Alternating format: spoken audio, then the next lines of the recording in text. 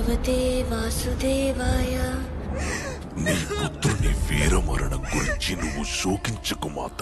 నమో భగవతే విష్ణువు నీ సామర్థ్యాన్ని ఇలా సవాలు చేస్తున్నాడు. నువ్వు నీ పుత్రుణ్ణి వధించాలనుకుంటే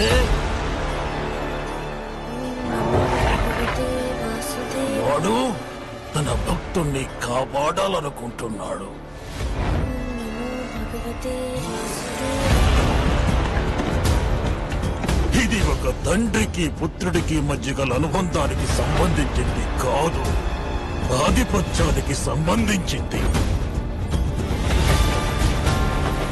ప్రహ్లాదుడు కేవలం ఇద్దరు మహాయోధుల మధ్య చిక్కిన కీలు బొమ్మ మాత్రమే, ఇంకేమీ కాదు.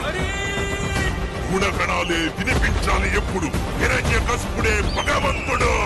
కీర్తించండి. ఈ విష్ణువు అంతటా వ్యాపించి ఉంటాడు కదూ. నమో భగవతే వాసుదేవాయ. అలా అయితే అతడు ఈ స్తంభంలో కూడా ఉండాలిగా. అందులోనూ ఉన్నారు.